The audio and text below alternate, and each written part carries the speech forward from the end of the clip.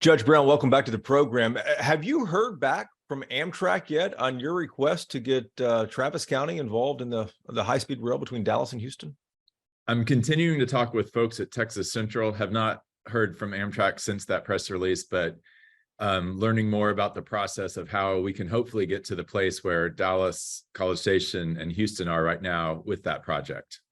You know, Texas Central, this has been going on for several years now, since before the pandemic, and people have been talking about high-speed rail for much longer than that, as you well know. But Texas Central was the best hope so far, and it couldn't get the private financing. What makes you think that Amtrak coming in is actually going to help this thing become reality? My understanding, again, from talking with Texas Central folks, is that this project now is much more likely than it was maybe a couple of years ago, that they've passed some of the hurdles, and you know, I'll let them talk about that. But my understanding is that with this partnership or hopeful partnership between them and Amtrak, they can both take advantage of increased federal funding and federal support for high-speed rail, as well as some state support for that general concept. But they also have the backing of a lot of private individuals in setting up what is Texas Central.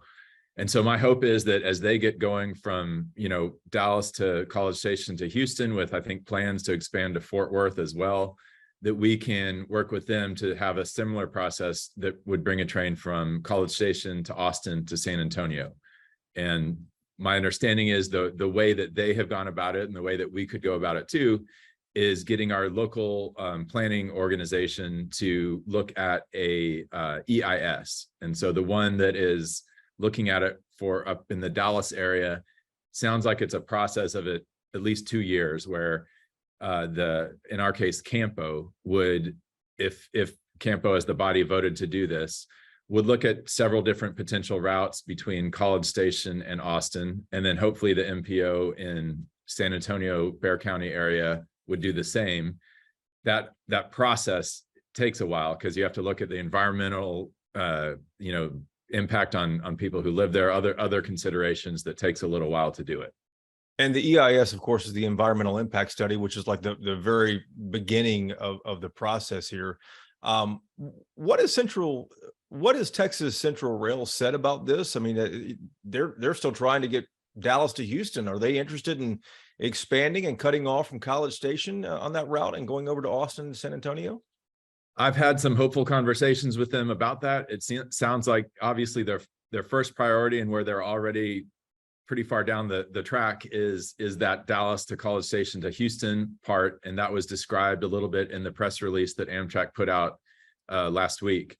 But yeah, it is, you know, it sounds like they're interested in seeing if, as a next step, they could come from, you know, College Station to Austin. Of course, we would have to lead on the environmental impact study and other things, such as questions of, you know, where would the station go, where would the track go, things like that.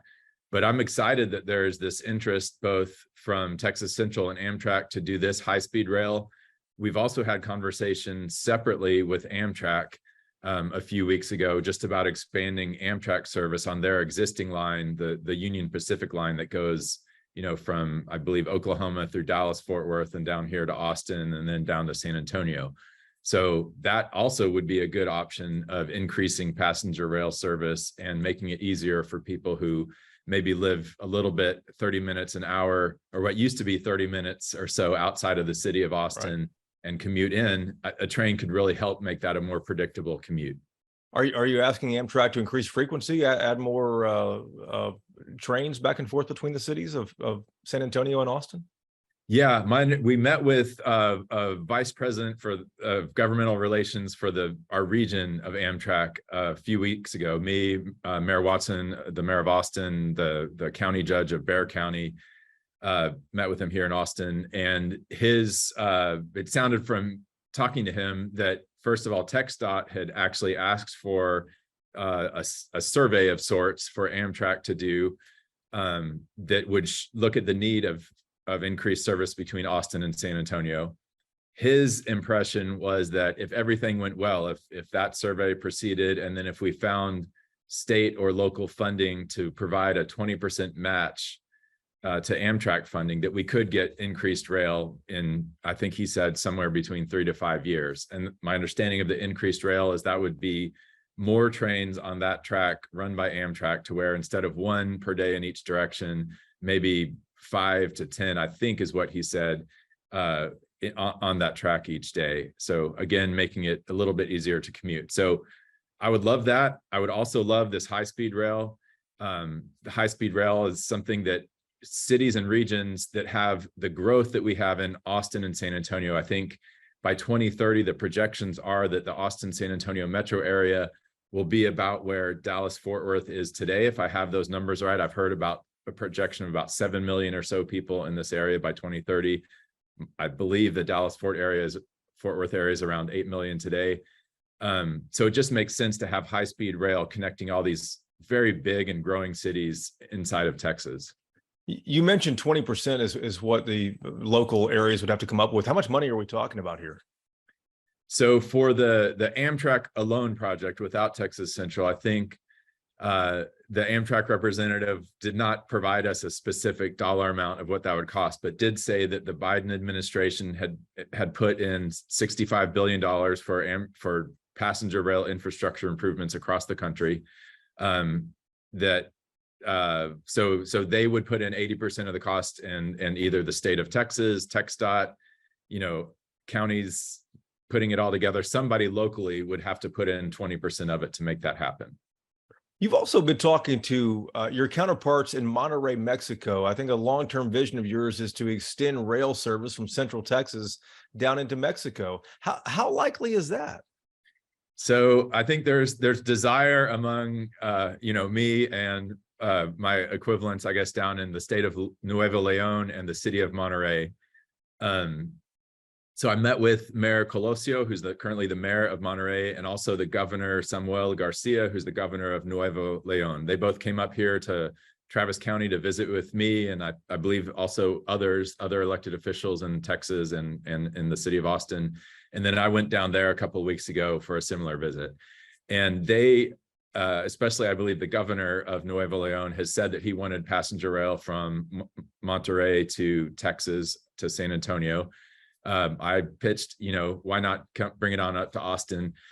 And I think the reason for this is that Monterrey is already a large economic driver of Mexico. They have a lot of manufacturing. They have beautiful natural resources, a lot of great rock climbing that goes on in Monterrey. It's a beautiful city. They have a lot of the similar challenges that we have here in Central Texas too, concerning water, air quality, things like that. With nearshoring occurring more and more now, where companies that used to have factories maybe in Asia are moving them to Mexico, Monterrey and that region is a top place for people to go. I myself visited a Kia factory and some other factories there that were very modern and new.